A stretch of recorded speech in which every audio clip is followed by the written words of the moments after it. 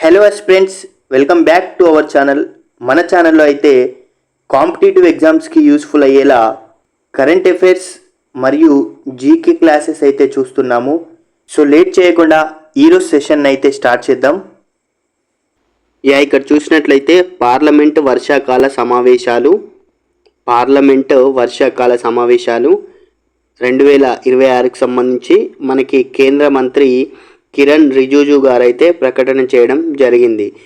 Parliament వ్యవహారాల శాఖ మంత్రి కిరణ్ రిజిజు గారు పార్లమెంటు వర్షాకాల సమావేశాల గురించి ప్రకటన చేయడం జరిగింది. ఈ అంశం గురించి మనం పూర్తి వివరాలు చూసినట్లయితే ఇక్కడ ముఖ్యమైన తేదీలు మరియు వివరాలు.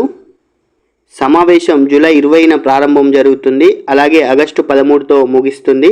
మొత్తం 19 రోజుల పని దినాలు అయితే మనకి ఇక్కడ పార్లమెంటు ఉండడం జరిగింది. ప్రకటించిన వారు ఎవరు అంటే కిరణ్ రిజిజు గారు, కేంద్ర పార్లమెంటరీ వ్యవహారాల శాఖ మంత్రి. తెలంగాణ పార్లమెంటు వ్యవహారాల శాఖ మంత్రి ఎవరు? దుద్దిల్ల శ్రీధర్ బాబు గారు. అలాగే ఇక్కడ కేంద్ర పార్లమెంటు వ్యవహారాల శాఖ మంత్రి కిరణ్ రిజిజు. అయితే రాష్ట్రపతి ద్రౌపది ముర్ము గారు ఆమోదం తెలిపారు. ఆమోదంతో ఈ సమావేశాలు నిర్వహించబడుతున్నాయి. ఎప్పుడైనా మనకి పార్లమెంటు సమావేశాలు రాష్ట్రపతి ఆమోదం తెలిపిన తర్వాత మొదలవడం జరుగుతుంది. ఇప్పుడు రాష్ట్రపతి ద్రౌపది ముర్ము గారు కూడా ఈ పార్లమెంటు సమావేశాలకి ఆమోదం అయితే తెలపడం జరిగింది. ఇవి జూలై 20 నుంచి ఆగస్టు 13, 19 రోజుల పాటు జరగనున్నాయి. ప్రకటించిన వారెవరు? కిరణ్ రిజిజు, పార్లమెంటు వ్యవహారాల శాఖ మంత్రి. ఇక్కడ పార్లమెంటుకి సంబంధించి రాజ్యాంగం సమాచారం చూసినట్లయితే జీకే పాయింట్ ఆఫ్ వ్యూలో ఆర్టికల్ 85 ఏం చెప్తుందంటే పార్లమెంటు సమావేశాలను పిలిచే అధికారం రాష్ట్రపతికి ఉండడం అయితే జరుగుతుంది. ఆర్టికల్ 85 ప్రకారం పార్లమెంటు సమావేశాలు నిర్వహించమని పిలిచే అధికారం రాష్ట్రపతికి ఉంటుంది. అయితే పార్లమెంటు యొక్క 2 సమావేశాల మధ్య గరిష్ట గడువు 6 నెలలు మించకూడదండి.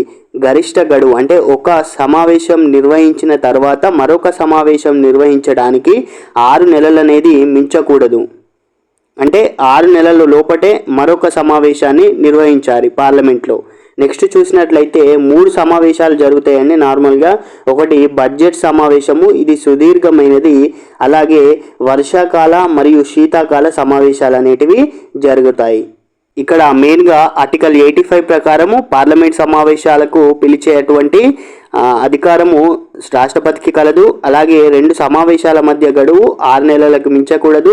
నార్మల్గా మనకి 3 సమావేశాలు అనేటివి ఇయర్లీ జరుగుతాయి. అదొకటి బడ్జెట్ సమావేశాలు, ఇవి సుదీర్ఘమైనవి. వర్షాకాల మరియు శీతాకాల సమావేశాలు. ఇప్పుడు మనకి వర్షాకాల సమావేశాలు జరుగుతున్నాయి. అయితే ఈ సెషన్లో కీలక బిల్లులు అనేటివి రావడం జరుగుతుంది. ఆ కీలక బిల్లులు ఏమిటి అని చూసినట్లయితే 131వ రాజ్యాంగ సవరణ బిల్లు అండి. ఇది ముఖ్య ఉద్దేశం ఏంటి అంటే మహిళా రిజర్వేషన్ బిల్లు మరియు నియోజకవర్గాల పునర్విభజన అంటే డీలిమిటేషన్ అంటున్నాము. ఇది ఇంతకు ముందే ఆల్రెడీ పార్లమెంట్లోకి రావడం జరిగింది చర్చకి. ఆ సమయంలో ఈ బిల్లు వీగిపోవడం అయితే జరిగింది. సో మరలా వచ్చే అవకాశం అయితే ఉంది. నెక్స్ట్ 130వ రాజ్యాంగ సవరణ బిల్లు. దీని యొక్క ముఖ్య ఉద్దేశం చూసినట్లయితే మంత్రులు జ్యుడిషియల్ కస్టడీలో ఉన్నప్పుడు పదవులు తొలగింపు నిబంధనలు ఈ 130వ రాజ్యాంగ సవరణ బిల్లు చూస్తున్నాము. నెక్స్ట్ 1 నేషన్ 1 ఎలక్షన్, ఇది ఇంపార్టెంట్. అయితే ఈ సెషన్లో చాలా కీలక బిల్లులే ఉండడం జరిగింది. దీనిలో భాగంగా 1 నేషన్ 1 ఎలక్షన్ అంటే దేశవ్యాప్తంగా ఒకేసారి ఎన్నికలు నిర్వహించాలనే ఒక చర్చ అయితే ఉంది. దీని గురించే మునిపే మనకి మాజీ రాష్ట్రపతి అయినటువంటి రామ్నాథ్ కోవింద్ గారితో ఒక కమిటీ అయితే నిర్వహించడం జరిగింది 1 నేషన్ 1 ఎలక్షన్ మీద. నెక్స్ట్ FCRA సవరణ బిల్ అండి. దీని యొక్క ముఖ్య ఉద్దేశం చూసినట్లయితే విదేశీ విరాళాల నియంత్రణ చట్టం, దీని యొక్క సవరణ. నెక్స్ట్ సుప్రీంకోర్టు న్యాయమూర్తుల బిల్లు మనం చూడబోతున్నాము. కోర్టులలో న్యాయమూర్తుల సంఖ్యను పెంచే బిల్లు ఇది.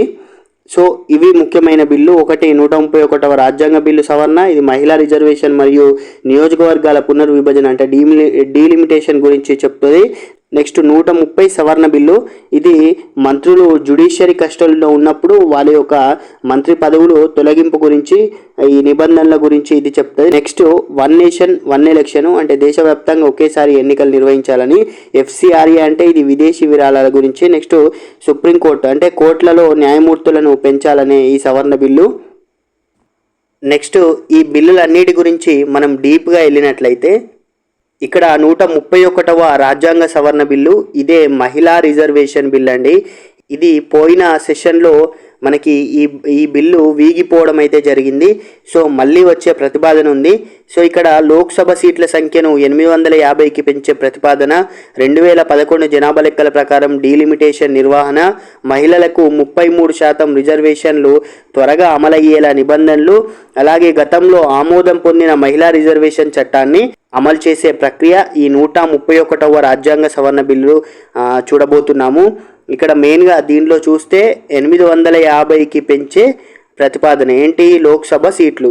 నెక్స్ట్ 2011 జనాభా లెక్కల ప్రకారము డీలిమిటేషన్ నిర్వహించబోయే బిల్ అండి. నెక్స్ట్ మహిళలకు 33% రిజర్వేషన్లు త్వరగా అమలయ్యడానికి ఈ 131వ రాజ్యాంగ సవరణ, అలాగే గతంలో ఆమోదం పొందిన మహిళా రిజర్వేషన్ చట్టాన్ని అమలు చేయడం. 130వ రాజ్యాంగ సవరణ, రెండవది 130వ రాజ్యాంగ సవరణ చూసినట్లయితే ఇది పదవి విరమణ నిబంధనలు చూస్తున్నాము. అలాగే 30 రోజుల జ్యుడిషియల్ కస్టడీ గురించి పరిమితి గురించి చూస్తున్నాము. అయితే ఇక్కడ చూసినట్లయితే ప్రధానమంత్రి, ముఖ్యమంత్రులు లేదా మంత్రులు ఎవరైనా కూడా తీవ్రమైన నేరాలకు సంబంధించి 30 రోజులకు మించి జ్యుడిషియల్ కస్టడీలో ఉంటే వారి యొక్క పదవులు వాటంతట అవే రద్దయ్యేలా నిబంధన అయితే తీసుకొని రావడం జరిగింది. అంటే ప్రధానమంత్రి కావచ్చు, ముఖ్యమంత్రులు లేదా ఎవరైనా మంత్రులు తీవ్రమైన నేరాలకు సంబంధించి 30 రోజులకు పైగా మించి జ్యుడిషియల్ కస్టడీలో ఉన్నట్లయితే వారి యొక్క పదవులు వాటంతట అవే రద్దయ్యేలా ఈ నిబంధనని తీసుకురావడం జరిగింది. రాజకీయ జవాబుదారీతనం పెంచడమే దీని ముఖ్య ఉద్దేశం. ఇక నెక్స్ట్ చూసినట్లయితే 1 నేషన్ 1 ఎలక్షన్ అండి.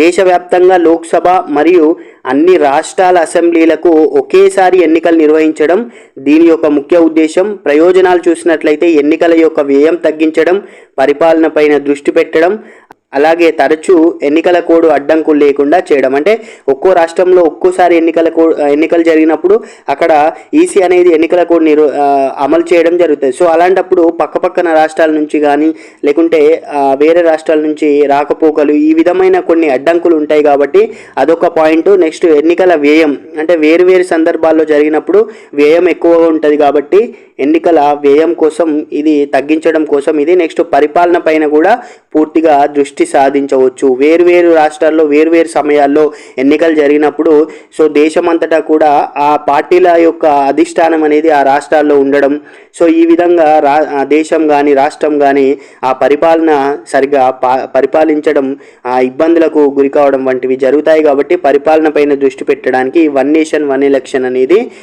ఈ బిల్లుని లోక్సభలో ప్రవేశపెట్టబోతున్నారు. ఇక్కడ పార్లమెంట్ సెషన్స్ 3 సార్లు జరుగుతాయని చెప్పాము కదా ఇయర్లీ. సో అవి చూసినట్లయితే బడ్జెట్ సెషన్స్ అండి, ఇవి సుదీర్ఘమైనది, లాంగెస్ట్. ఈ ఫిబ్రవరి మే మధ్యకాలంలో జరుగుతాయి. నెక్స్ట్ వర్షాకాల సెషను, ఇది జూలై సెప్టెంబర్ మధ్యకాలంలో జరుగుతాయి. ప్రస్తుతం జరిగేటివి ఇవే. నెక్స్ట్ శీతాకాల సమావేశాలు, ఇవి నవంబర్ డిసెంబర్లో జరుగుతాయి. అంటే ఇవి చివరి సెషన్ అన్నట్టు. సాధారణంగా ప్రతి సంవత్సరం 3 సార్లు సమావేశాలు అయితే జరుగుతాయి. పార్లమెంటు సమావేశాల గురించి టాపిక్ వచ్చింది కాబట్టి నూతన పార్లమెంటు భవనం, ఇది ఆల్రెడీ మీకు తెలిసే ఉంటుంది. జస్ట్ ముఖ్యాంశాలు చూసినట్లయితే లోక్సభ థీమ్ అనేది నెమలి, పికాక్ థీమ్లో ఉండడం జరుగుతుంది. రాజ్యసభ థీమ్ అనేది తామర పువ్వులో అంటే లోటస్ ఉండడం జరుగుతుంది. సెంగోలు రాజదండం అంటాము. సెంగోల్ రాజదండం అనేది లోక్సభ స్పీకర్ కుర్చీ పక్కన మనకి ప్రతిష్టాపించడం అయితే జరిగింది. ఎవరు? ప్రధాని మోడీ గారు ప్రతిష్టాపించారు సెంగోల్ రాజదండాన్ని లోక్సభ స్పీకర్ పక్కన అంటే కుర్చీ పక్కన. నెక్స్ట్ సామర్థ్యం చూసినట్లయితే లోక్సభలో 888, రాజ్యసభలో 384 సీట్లు అయితే ఉన్నాయి. నిర్మించిన సంస్థ టాటా ప్రాజెక్ట్స్ లిమిటెడ్ అండి. ఇక్కడ ఇందాక ముఖ్యమైన బిల్స్ చూసాము. ఇతర కీలక బిల్లు చూసినట్లయితే అంటే సంస్కరణ చూసినట్లయితే వికసిత్ భారత్, విద్యా సంస్థల నియంత్రణ మరియు శిక్షా అధిష్టాన్ బిల్ అండి. విద్యా సంస్థల నియంత్రణ శిక్షా అధిష్టాన్ బిల్లు, ఇది Viksit Bharat. Next anti doping, ఇది క్రీడల్లో డోపింగ్ని అరికట్టడానికి ఇది తీసుకురావడం అయితే జరగబోతుంది. నెక్స్ట్ సుప్రీంకోర్టు జడ్జెస్ని పెంచబోతున్నారు. ఇందాక నేను చెప్పాను, పెరుగుతున్న కేసుల దృష్ట్యా సుప్రీంకోర్టు న్యాయమూర్తుల సంఖ్య పెంపు. మొత్తంగా సమ్మరీ చూసినట్లయితే అంటే సారాంశం చూసినట్లయితే వర్షాకాల సమావేశాల గడువు అనేది జూలై 20 నుంచి ఆగస్టు 13 వరకు 19 రోజుల పాటు జరగనుంది. నెక్స్ట్ పిలిచే అధికారం ఎవరికి ఉంది?